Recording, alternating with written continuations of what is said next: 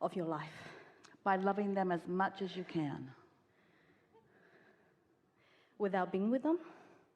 Doesn't matter. Focus on how much you love. Come into perfect alignment with who you really are, and everything that you want will then come into alignment for you. But how do you imagine someone else when you can't stop thinking about one person? Isn't that effort? Yes. And if we are talking about, as in the first question today, we're talking about, are you thinking the thoughts or are you receiving them? So are you conjuring the imagination or are you receiving it? So what happens if you're standing in the middle of something and you're trying to get someone to go away? Now your vibrational stance is one of repulsion. In other words, it doesn't work, but what you're actually doing is keeping away from yourself the inspiration about what you are looking for. Isn't that interesting? You cannot push against anything. You cannot push against anything without putting the equal pressure on yourself. So how do you allow then? How do you allow when you... Well, what is the feeling of allowing? What does allow feel like? What is it that you're looking for in a new relationship? What are you wanting? Fun. Amazing experiences. Expansion. All right. So are you saying to us that given where you are standing, you cannot find that? I can. Then do that. But what I don't get is, if I keep thinking about my experience with this person and thinking that he was the love of my life, how do I move on to the new, that's something I don't... Well, here's the thing.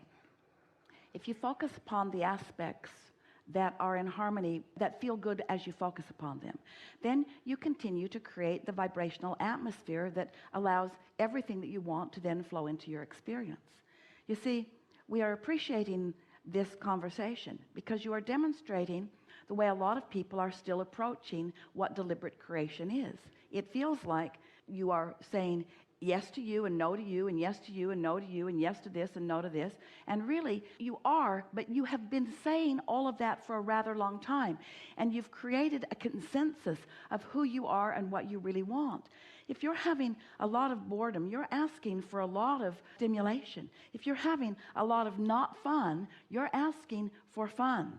The life experience, the synthesizing, the sorting, the sifting through the contrast of life has caused you to identify in a vibrational way everything that you are looking for. And in fact, that's the reason that you are beginning to feel such dissatisfaction about where you are. Think about this. Because life caused you to create it to be more than it is. So when you look at what is, it feels uncomfortable because it's not the more that you've created. Are you following? So if you could accept yourself as a vibrational being who is emitting vibrations, and if you could hear us when we say you have control over the vibration, but you have to be more general in your approach, because if you get too specific, then you keep activating the way you feel already, and you just keep producing more and more resistance that doesn't let what you've created into your experience. Also, there's the feeling in your physical world, which we love you so much, but you are much more action-oriented than is good for you. And we don't mean that we're trying to talk you out of action, but inspired action is so wonderful. And efforting action, there's such a difference between doing something because you want to make something else happen and finding inspiration that inspires the action. We've been talking about that in all of the days that we've been together.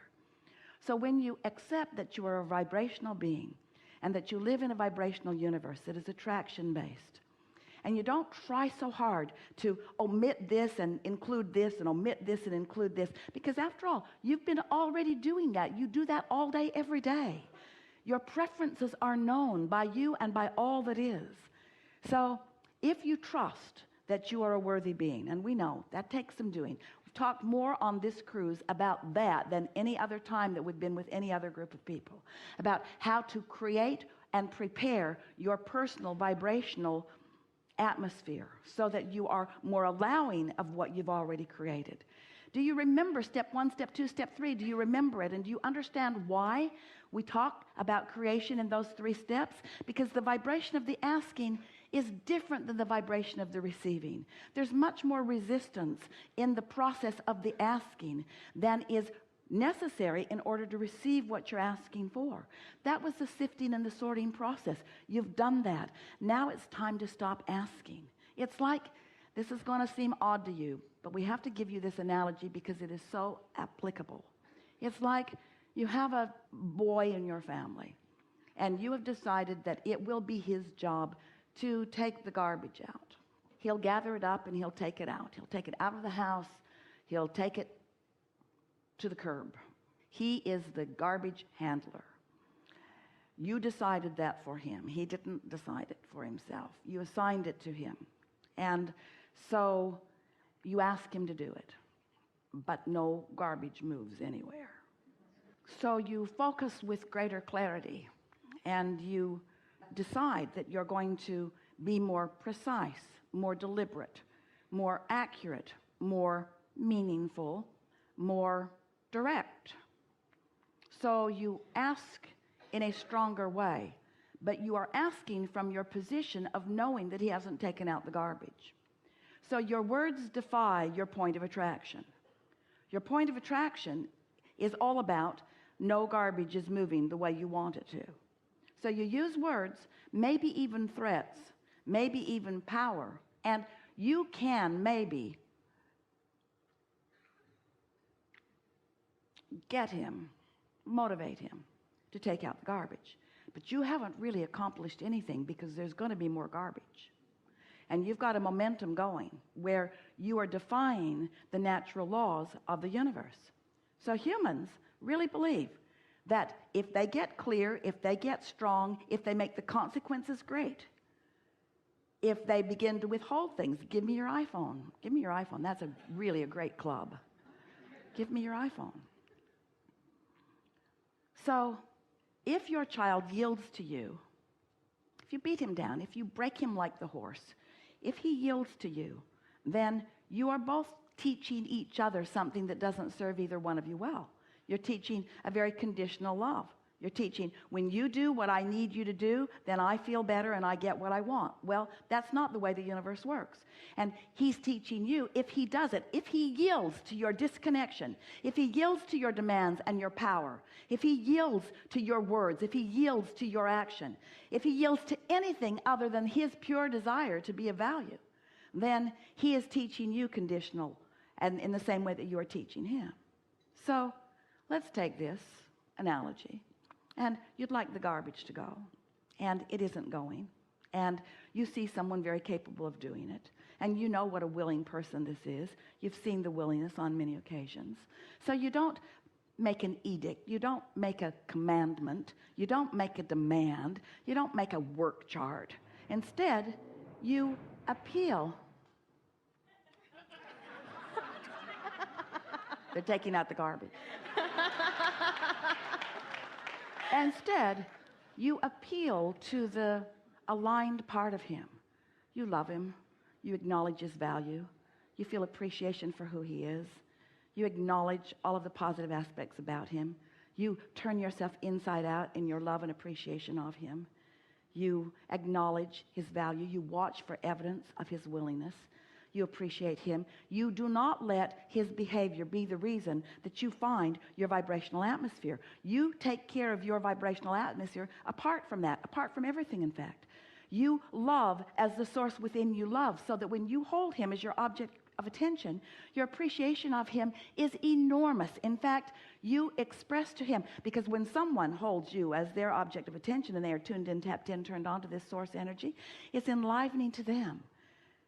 And without offering words or commands or demands, as you see this person as the willing person as he is, as the cooperative person that he is, as a person who wants to be part of a productive whole, who cares about being of value, who wants to be of value, who was born to be of value, who was born to follow inspiration. As you no longer do that thing that you do that causes him to resist you, to put out his umbrella, to resist the well-being, then he wakes up in the morning with a feeling, with a thought, with an impulse. He's inspired to the behavior, you see. And that's really what you're wanting to do with everyone in your life. You're not wanting to demand things of them.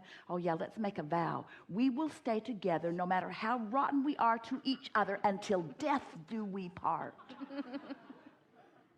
We'd say, I like you pretty good. Let's see how it goes.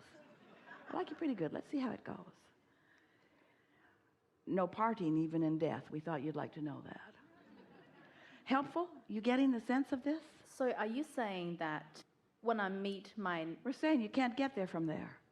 You can't get there from there. You have to create the atmosphere around yourself. So sometimes it is easier to walk away from things that you're tripping over, because the less you trip over them, the less active they are in your vibration. But when someone says, hey, Abraham, I think I will leave this relationship because of this reason and this reason and this reason. Do you think I should go? We always say, yes, but we think you should get out of town too, because there are things you don't like there too. And now you better get out of the country that you live in, and now you better get off of this continent, and now off of this planet. Now we don't know where to send you. Because in every particle of everything, there is wanted and unwanted. And you just can't ask a person or a situation. You can't demand it to be what you need it to be in order to feel good. You have to figure out how to feel good anyway. You have to figure out how to be unconditionally feeling good. And when you figure out how to unconditionally feel good, then everything that you have sifted and sorted and asked for from the universe will come to you. And in so many cases, it comes right from the person who was already living there, because you just find a different point of attraction. It was there in the beginning, do you remember? It just got covered up with junk. So are you saying that Yes. when I get to that vibrational place that I should be feeling good, feeling great, etc., then my thoughts of I should have been with this person and we shouldn't be apart, and that sort of things would just... What we're saying is, when you come in sync with who you are, and you don't need others or situations or conditions to be different for you to find that place, then you're going to discover, first of all, what true freedom is, and then everything that you've been asking for will flow into your experience with such ease and grace and effortlessness and sure-footedness. And most significantly, you will be of a mindset to realize it. You see, when you make your mind up about something, you block so much realism that could be there. When you make your mind up against something, you prevent yourself from so much. We want you to feel the steady flow of well-being that's coming to you. And we want you to trust the certainty of the well-being that's flowing. And we want you to try not so hard to try to define it, but you get out and you get in and you get out and you get in. So does that mean that when I'm there, I will not miss him anymore? Say again? If I'm there, that I will not miss him anymore? We are saying that because the missing is a vibrational inconsistency. When you're missing something that you want, you are introducing resistance into the equation that will not allow what you want in. Isn't that nice to know? Yes. Yes. Enough?